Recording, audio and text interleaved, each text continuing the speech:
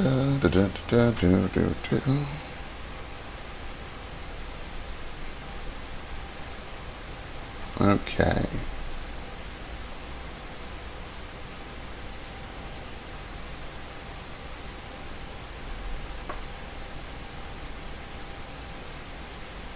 I'll click around for a second to get my orientation.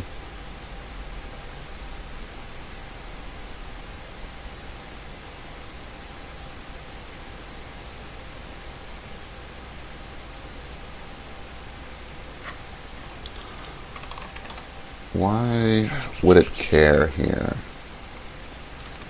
I'm sorry. Let's go ahead and run that again and see the error message one more time.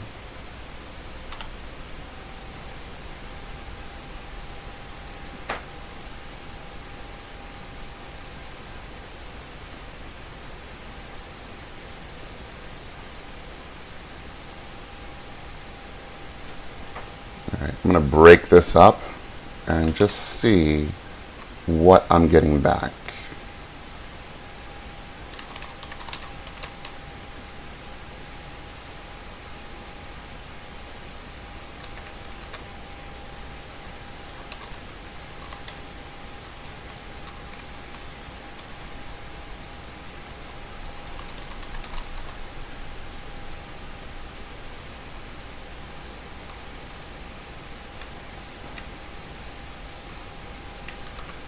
I just pulled out the objects because that's weird. And I want to know why.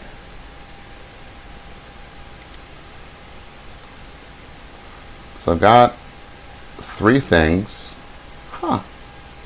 So, zombie got in here. There's something about zombie that thinks that this didn't get rid of.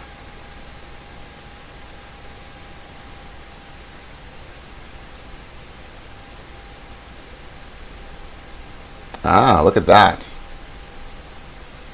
Right? Bugging the code. So someplace, at some point, yes, we've got Carl, but through copy pasta magic, we managed to set its game object type to player. Bad us. Bad, bad, bad, bad us. So, let's go back to what we had before. Let's go into the monster factory. And we've got monster types. Let's go into zombie. Angry Masturbator says that zombies could equal brain dead players. They could. We don't know yet. Base monster. So we don't actually set anything here.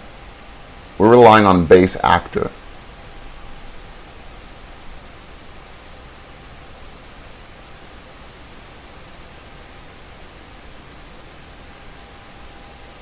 All right, let's come back out a little bit.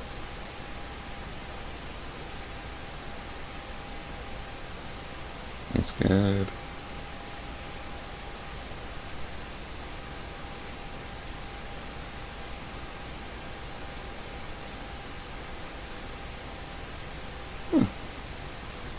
I really don't see it, which is interesting.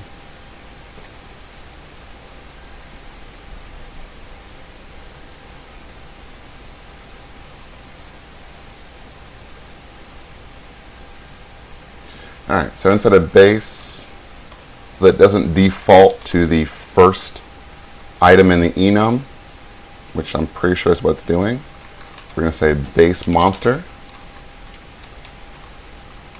Oop, I'm going to say protected. Game object type is equal to monster. So we didn't see where we're setting it anywhere, but it is an enum, and so the first item in the enum is player. So if we don't set it, it's just going to be player, and we don't want that to be the case. So great little bug. Alright, let's do that again and see if we get better results. Alright, so this is like Christmas, right? We ran it, we fixed a bug, and we should have some output. Is it going to be ugly and gnarled? We don't know. Okay, so we've got our title as test chamber. We've got the description of the room, and we've got targets as Carl. We've got also here Gary and Beth. Let's draw our status bar using Gary. Alright, so your health is 1,335, and stamina, we haven't done a API for that yet, and then you have the ability to put in your next command. So let's go ahead and pretty this up real fast, and then we'll talk about where we can go from here, because it's now that we've got an interface and the ability to execute commands, we're getting real close to a playable system. We just need to have more rules for how those commands get interpreted. Okay, so remember, this is an algorithm inside of render. So when we say draw room, we really isolated everything about that. It's happening in one place, and it gives us the ability to tweak it sufficiently. So let's say, hey, console.foreground color is equal to cyan. Console.foreground color. Let's say white.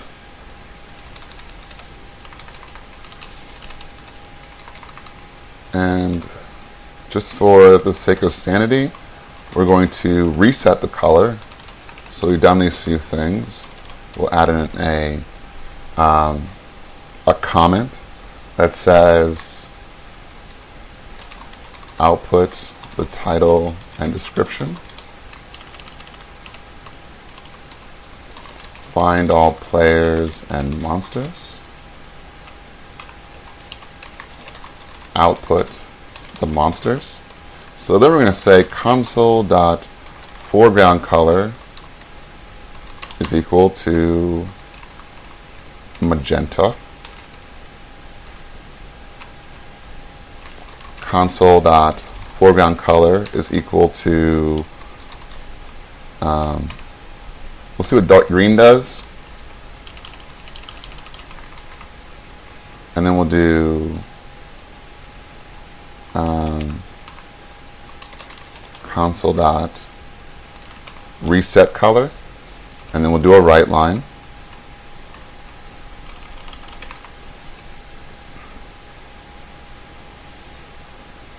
And we're picking just different colors just to see what happens. Is equal to let's do yellow. And then console.foreground color is equal to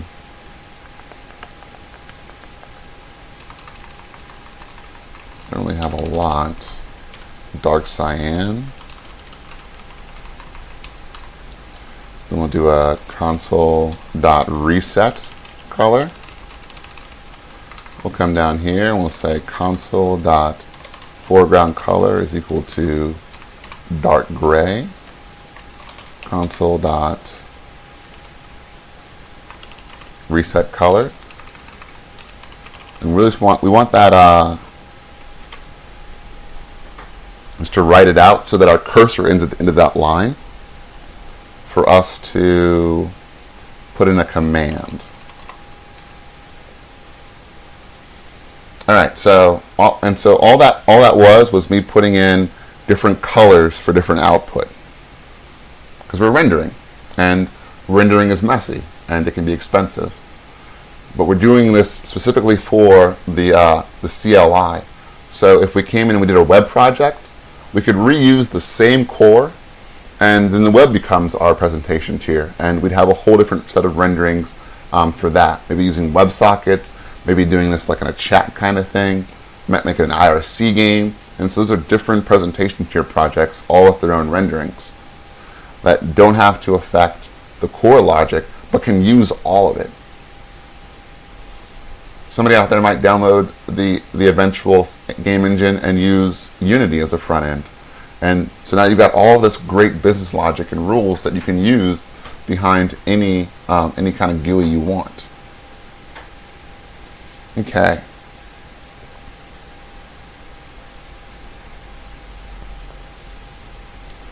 We'll make this a read key.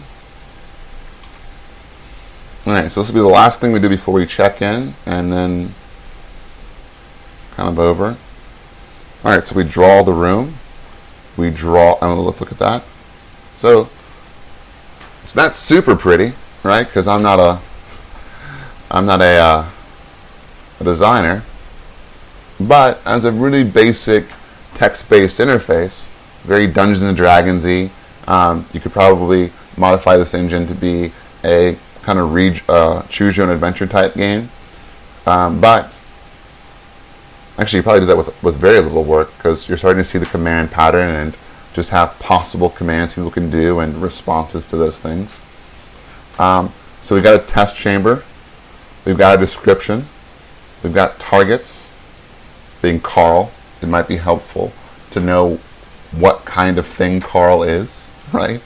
Or maybe just say zombie.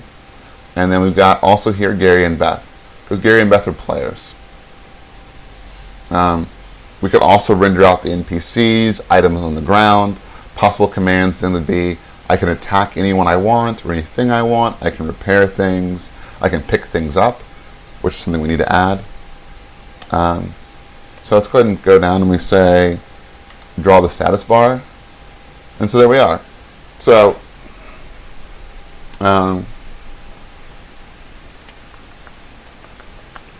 this is our very basic interface. Something that we want to see every time we commit an action. We need to see the exits. Can we walk west? Can we walk east? When we walk east, we want to get the room key, the coordinates, and then ask the game engine, hey, I'm in this room now, draw it for me. So I've got goosebumps. You can't see it, but I got goosebumps because it's super exciting to start being able to really deep dive in the system. And we've only gone over 4 design patterns. Okay. So we then ask, we're pretending. We're pretending as if we typed in, we don't have a command parser yet, but if we pretend we typed in heal Beth from our read key. And then when we get in that heal Beth, we would execute, right? So we'd parse out that action into heal, and we parse out the target and the sender, and we ask the hive mind to execute it. And then we write it, and we draw. And so let's go back. And so we wrote it as Gary heals Beth for 5 damage, and then we draw our status bar again. So we got a little bit of cleanup to do in terms of where that. Sorry, I was pointing at the screen like you could see that. So in terms of how this shows up, and we're probably going to want to do a little bit of cleanup in our algorithm to, when we draw the status, to remove the status from the screen, right? Because we only want to see one status bar or one command bar. But for anyone who's been here since week 1, this is coming together. Okay. So I'm going to start closing down because we're over the hour, which is good. Went by very quickly. I'm going to post this video to YouTube once it's available. We didn't do a ton of refactoring, right? But we definitely got into the command pattern and really cinched it up and said, okay, this is something that's going to work in our game. Let's render out some things and kind of see it in action.